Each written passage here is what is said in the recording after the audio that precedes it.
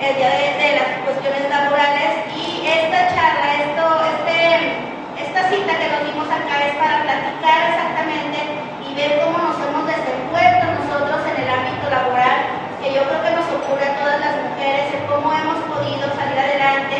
Vamos a tener por aquí también una experiencia de vida de una persona que fue víctima de violencia y ahorita está en este proceso de quedarse sin un empleo, de quedarse sin el sustento de la pareja, de quedarse en una situación vulnerable, y cómo ha podido salir adelante, qué es lo que ella ha venido haciendo para poder salir adelante en ese sentido.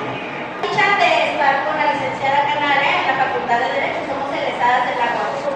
Ajá, entonces, a mí, por ejemplo, yo estudié la carrera porque siempre te dicen, tienes que estudiar y tienes que estudiar algo, ¿no?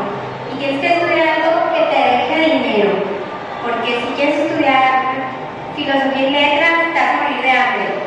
Pues en realidad no, en realidad afuera te puedes morir de hambre, tengas la carrera que tengas, si tienes maestría, si tienes doctorado, si no te pones las pilas, como coloquialmente se dice. Muchas veces oímos esa frase y dices tú, ¿qué es ponerse las pilas? Es ir agarrando un camino por el cual llegues a una meta. Tienes un sueño, yo tenía un sueño de ser mi propio jefe, de ser alguien que no estuviera dependiendo de si hubiera o no hubiera trabajo, sino yo proveerme ese trabajo. Entonces, desde que salí de la facultad, yo creo que yo litigué, que es lo que se le llama a trabajar en el medio del derecho, como 3 años, a lo mucho. Y de ahí me fui a un banco, y de ahí me salí y me fui a cobranza de Infonavit. Y cuando estoy en Infonavit, veo que en realidad donde se puede ganar dinero es en las ventas. En las ventas. Y hay una frase que me encanta, y esta frase es para todo tipo de ventas, es: el que sepa vender no se va a morir de hambre. Si tú sabes vender algo, siempre vas a tener dinero. Entonces, en este medio empiezo a conocer gente, y un día le digo a una persona, ¿sabes qué? Yo quiero vender casas. Y esa persona, me acuerdo perfecto, me dijo, ¿y ya tienes noción de lo que implica un proceso de venta de casa? Y yo, no. Y esa persona muy amablemente me agarró de la mano y me dijo, vente. Y me enseñó por un periodo de 3 meses, porque como en cualquier tipo de trabajo, en cualquier tipo de negocio, nunca te lo sabes todo. Así pasan años y tú sigues aprendiendo y las reglas siguen cambiando y tienes que moverte de manera diferente. Entonces, durante 3 meses el Señor me enseñó lo básico, y de ahí te suelta de la mano y vamos a buscar. En ese inter ya estabas casada, ya tenías hijos. Yo me casé a los 25 años, casi saliendo de la universidad, muy chica. Y duré como 10 años casada. Y cuando tengo mi bebé, mi ex marido se va. Dice mi mamá que le dio la depresión postparto. Yo creo que fue mucha responsabilidad, porque es un tema bien complicado. O sea, los hijos son una responsabilidad tremenda. Muy tremenda que eso luego viene a ser tu fuerza, ¿no? Para salir adelante. En ocasiones, cuando ya estamos en una situación de familia y que nos vemos que no tenemos la participación a lo mejor del hombre al lado de nosotros. Digo, tú tuviste esa fuerza de poder lograr divorciarte. De alguna manera lidiamos juntas con ese divorcio, estuvimos por ahí. Y yo veía como que Jacqueline tenía que sobresalir sola, salir adelante, porque al final se encontraba sola. Ahí te encontraste con hombres, con gente que te respalda. Sí, y yo creo que como en todo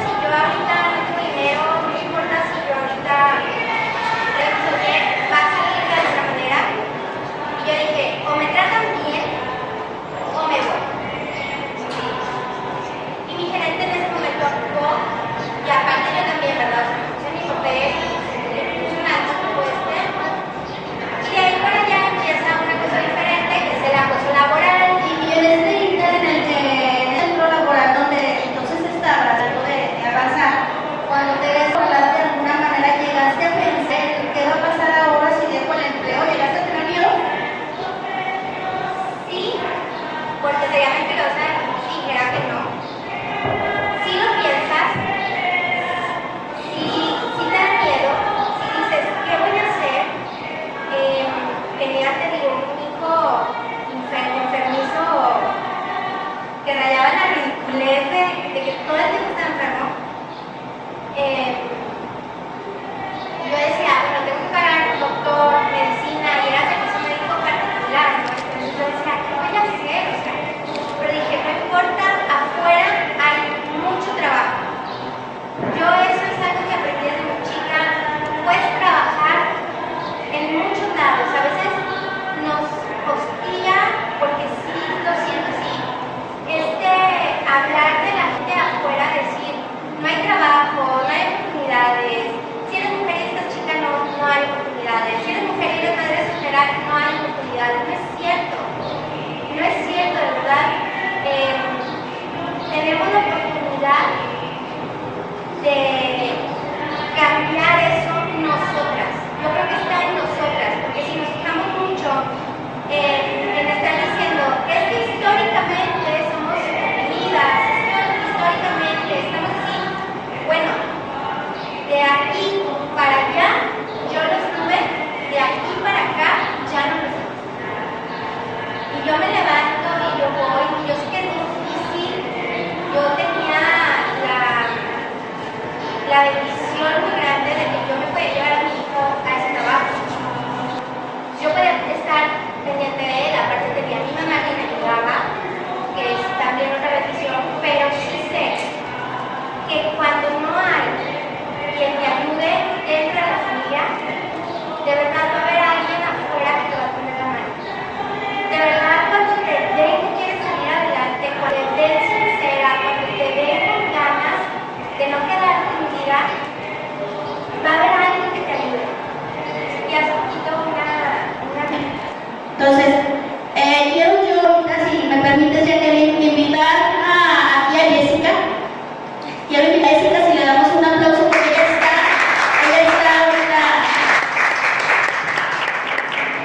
está ahorita pasando por una situación muy bonita, porque ahora sí que yo le digo, es como cuando el volcán Santa Elena hizo erupción y se arruinó todo lo que conlleva uno de los volcanes más grandes que existen.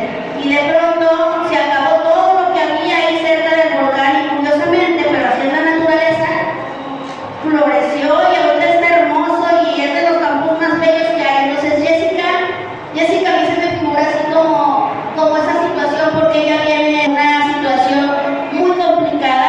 Ella nos va a contar hasta donde quiera contarnos su experiencia y ella nos va a decir qué es y cómo le hace para poder salir adelante día a día. Ella tiene una pequeña, que voy a omitir el nombre por ser menor de edad, pero tiene una pequeñita que depende totalmente de ella. Jessica, si nos quieres compartir tu experiencia.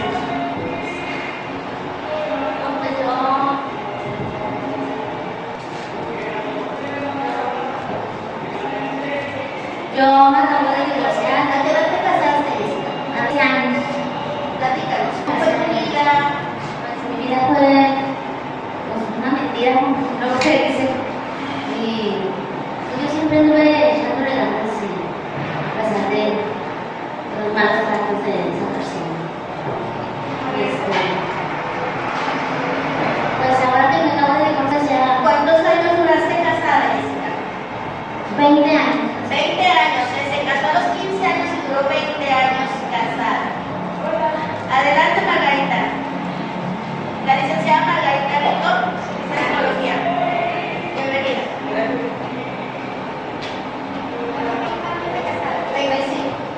20 años. Se casó a los 15 Adelante, los 15. Bienvenida. Bienvenida. Fíjate, acabamos de pasar a Jessica aquí a la par de la vez para charlar con ella. Ella trae una experiencia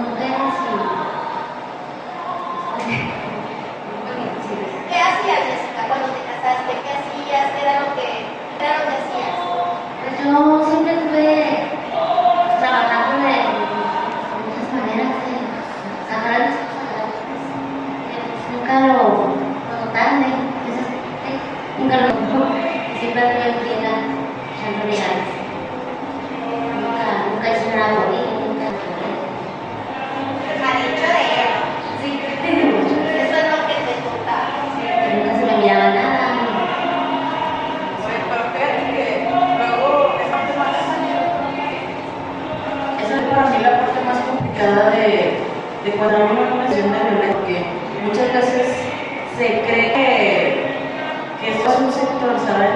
O sea, hace no mucho tiempo yo tenía una relación que era violenta y luego ya me di cuenta que era violenta. Sí, pasivo-agresiva. Entonces los dos pasivo-agresivos. Sí, no, esto no. No, más así como de quién puede más, quién va a hacer más. ¿Quién?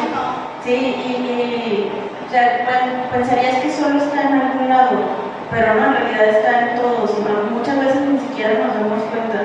Lo del violentón creo que podría empezar todavía más abajo, porque luego son esas situaciones de poder, esas situaciones donde qué haces, te vistes, quién te llama, por qué te iban a ciertos lugares, por qué tienes el micrófono ahí en la mano. Y muchas veces es muy difícil la situación de violencia que entiendes en el baño, porque incluye mucho la vergüenza. Claro, porque y eso es algo que nosotros, como seres humanos y como gente que somos empáticos, debemos de tolerar, porque yo puedo asegurar que aquí la mayoría de las personas que estamos, de alguna manera hemos sido víctimas de violencia. A lo mejor no con la pareja como lo estamos ahorita comentando con el caso de Jessica, pero sí a lo mejor en el ámbito laboral, en el ámbito profesional, en la calle te encuentras con gente que entra entre comeros, entre compañeras. Yo siempre me voy a acordar del abogado, pues, no sé qué te digo. Sí. Bueno, es que les comentaba, teníamos, ahorita que hice Margarita, eso tuvimos por ahí otra entrevista y charlábamos acerca de que incluso, pues, te comentaba que yo estaba embarazada. Yo estaba embarazada casi ya de 8 meses y medio y estaba llevando una acción de homicidio. Pues que hoy después de control, te voy a omitir el nombre. Pero es juez de pero es juez activo. En ese entonces, ahorita le hablo muy bien, David. Bueno, ¿verdad? Pero en ese entonces yo tenía escasos 25, todavía creo que no terminaba la carrera, entre 24, no es cierto, tenía casi 29 años, 29 años, y yo tenía como 8 meses y medio de embarazo, ya bien gordísima ya, y estaba yo en el desahogo de unos testimoniales, y me acuerdo que me dice el juez, fíjense lo que me dijo, estaba yo desahogando mis testimoniales en los tribunales viejitos, y me dijo el juez, pedí yo que viniera el juez para que observara cómo se estaba desarrollando, porque no me estaban pareciendo unas cosas con el secretario, y salió un poco como que molesto y me dice, oiga, licenciada, ¿y si puede llevar la audiencia? Y yo volteé y le dije, ¿cómo que si puedo llevar la audiencia? Dijo, pues sí, porque al grado que está, no se vaya a aliviar aquí. Sí me comenté, ¿verdad? Y dije yo, imagínense, esto fue hace ya un par de años. Cuestiones tan violentas en una situación laboral, donde yo como abogada, él como juez, y se atrevió a decirme de esta manera.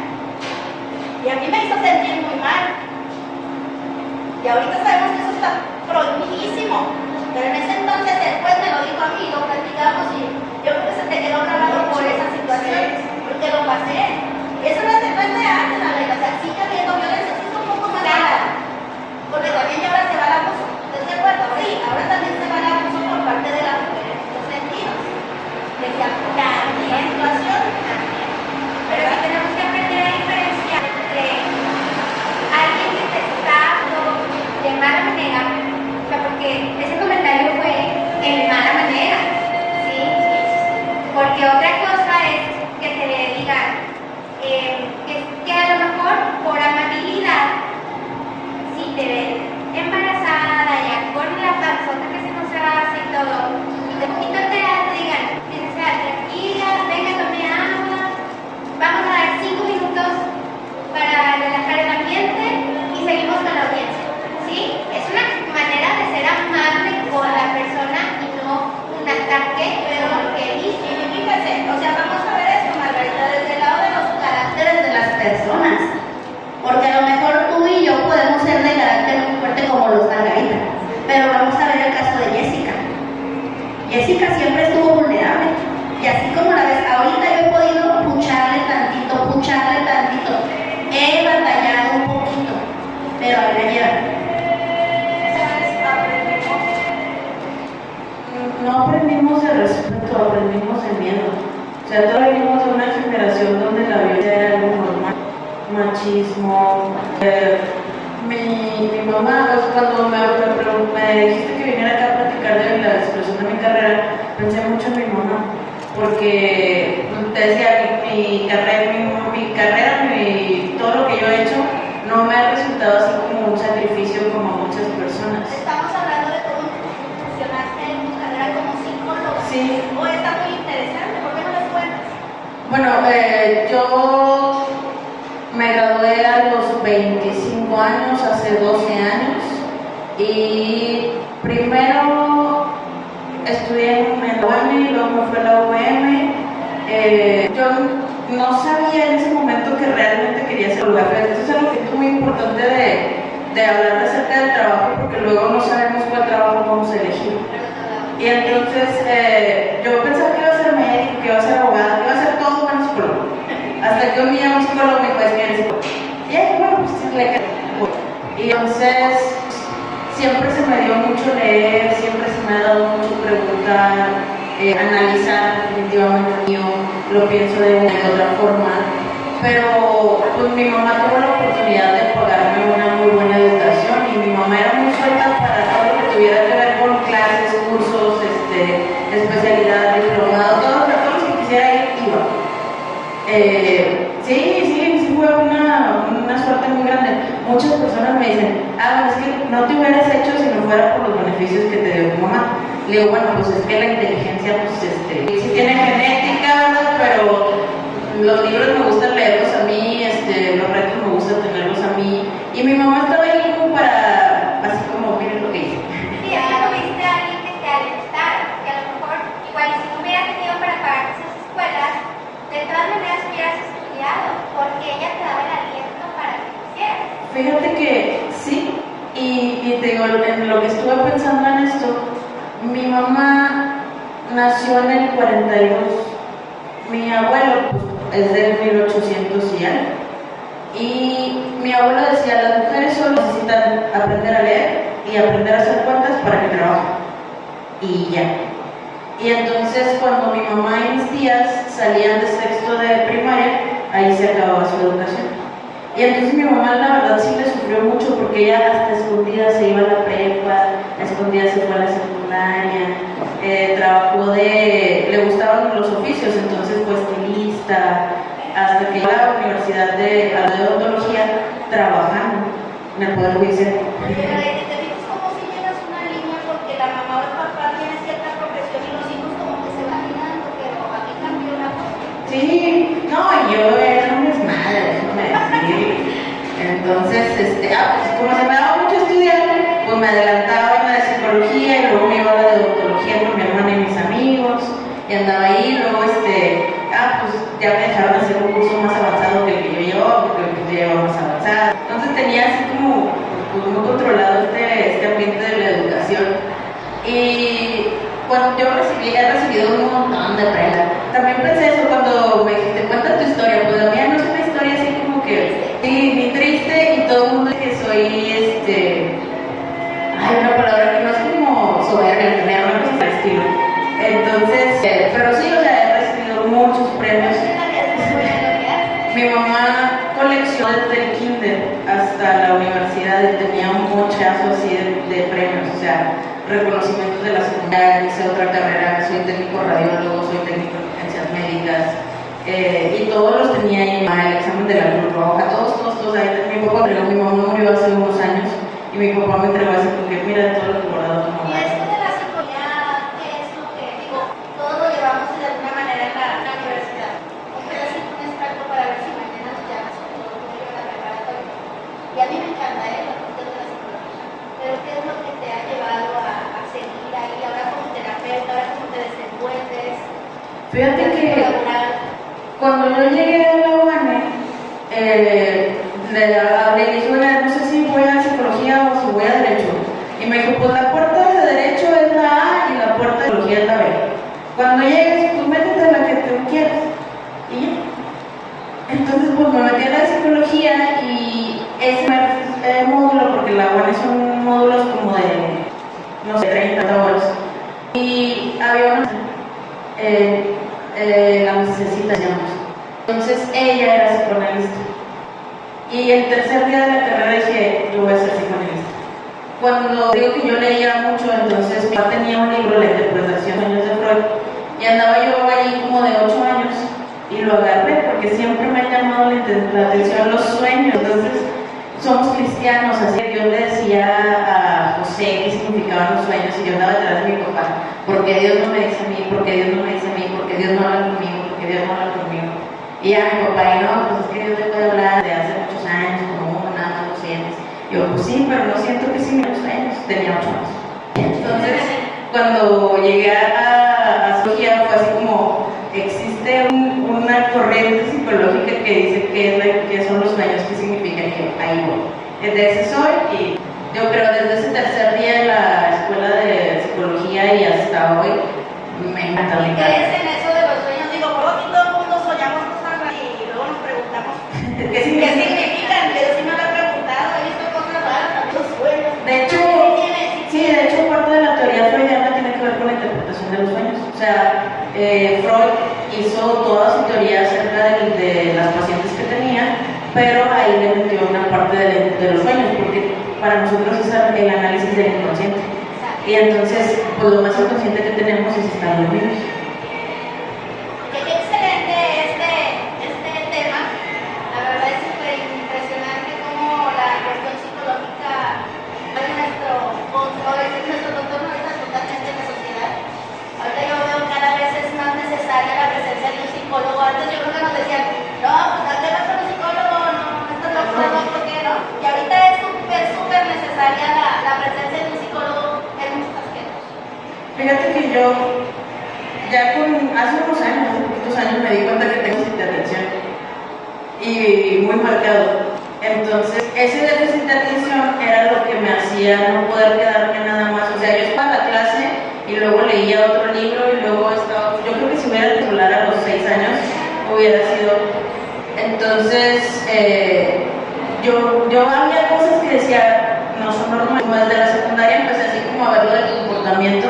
Y yo decía, es que hay cosas que hago que no están en la norma, o sea, no están ahí en la regla, pero no sé por qué las hago, hasta que me di cuenta que tengo déficit de atención.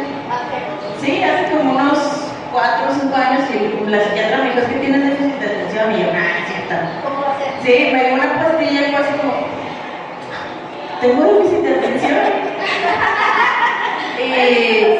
Sí, pero luego me pregunté, ok, también gracias a déficit de atención es que hago lo que hago. Es que es la canalización de las cosas, o sea, porque lo podemos llevar por diferentes tiros, ¿no?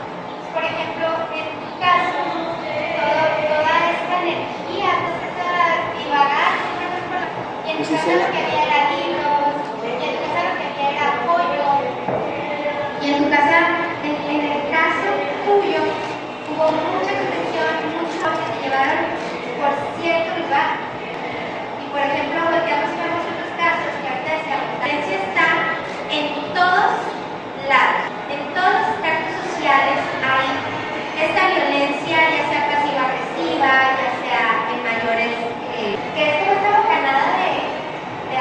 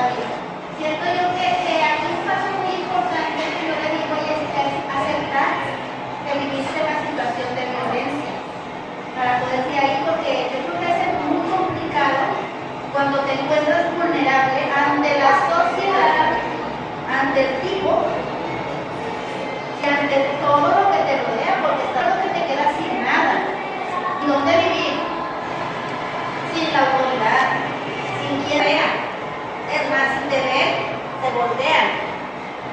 Porque entonces eres para la sociedad un cero a la izquierda totalmente.